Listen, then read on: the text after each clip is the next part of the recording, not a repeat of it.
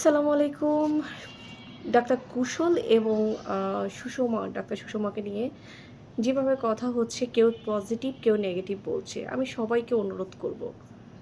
আপনারা তাদের এমনিতেই ভেতরে ক্ষত-বিক্ষত হয়ে আছে, তার উপর কাটা গায়ে লবণ দিবেন না।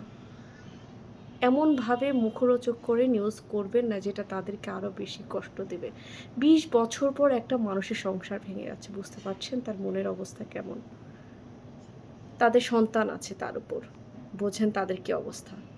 ভাই, কাউকে আঘাত করার আগে সেই জায়গায় নিজেকে একটু দাঁড়িয়ে দেখবেন। এই সময়টাতে, এত কঠিন সময়ে যদি আপনারা তার জায়গায় থাকতেন তাহলে কেমন হতো? তার ভালো, ভালো ভিডিও, ভালো, ভালো কথাগুলোকে অনুসরণ করে অনেকে বা তাদের থেকে পরামর্শ নিয়ে অনেকে অনেক সমস্যার সমাধান পেয়েছেন তাদের ফ্যামিলিতে। এখন তাদের জীবনটা তারা সামলাতে পারছে না, বা যেমনই হোক কিছু একটা তো প্রবলেম হয়েছে। যার জন্য সবাই আ উম যার জন্য তাদের সংসারটা ভেঙে গেছে। এখন মানুষ আরকি তাদের পজিটিভ দিকগুলো থেকে নেগেটিভ গুলোকে বেশি, বেশি প্রায়োরিটি দিচ্ছে এবং সেগুলোকে ধরেই তাদেরকে পচাচ্ছে। এখন দেখুন, প্রত্যেকটা আ সমস্যার পেছনে অবশ্যই বিশাল কোনো কারণ আছে। বিশেষ করে ২০ বছর পর সংসার ভেঙে যাচ্ছে। বোঝেন তাদের ভিতর কি ছিল যার জন্য হচ্ছে এরকম অবস্থা হয়েছে, সেটা আমরা কেউই জানি না। তো আমরা যেহেতু জানি না, না জেনে কাউকে এই যে আমরা সবাই এভাবে কমেন্টস করছি, অনেকেই অনেক বাজেভাবে কমেন্টস করছে। তো সবকিছু মিলিয়ে তারা কি কিছুই দেখছে না? তারা সোশ্যাল মিডিয়ার মানুষ, অবশ্যই তারা দেখছে। আপনার কথাগুলো তাদের কিভাবে যে কষ্ট দিচ্ছে আপনি কি আসলে বুঝতে পারছেন? তাদের দীর্ঘশ্বাসটা কোথায় গিয়ে পড়বে?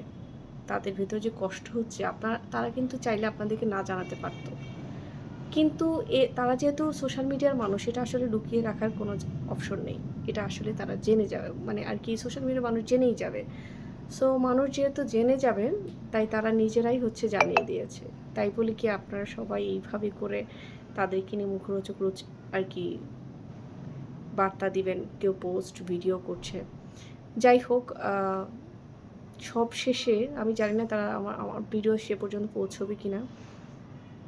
জানি না কি হয়েছে। কিন্তু ২০ বছর পর এসে আমি বলব, যদি সুযোগ থাকে যেন সম্পর্কটা ঠিক করে নেয়। সমাজের কথায়, মানুষের কথায় কি আসা যায়? তাদের জন্য অনেক, অনেক দোয়া রইল এবং তাদের এই শোক, এই কষ্ট সহ্য করার মতো ক্ষমতা তাদেরকে আল্লাহ তাআলা দিক, এই দোয়াই করি। আপনারা সবাই তাদের পাশে থাকুন, তাদেরকে এই সময় একটু সাপোর্ট দিন। সবাই এরকম পোস্ট করেন যেন তারা অনুপ্রাণিত হয় যে তাদের সম্পর্কটা আবার ঠিক করা যায় কিনা? তাদের সমস্যাগুলো সমাধান করা যায় কিনা? সবথেকে ভালো তারাই জানে কি হয়েছে। তাই আমরা এমন কিছু বলব না যেটা তাদেরকে আরো বেশি আঘাত করবে।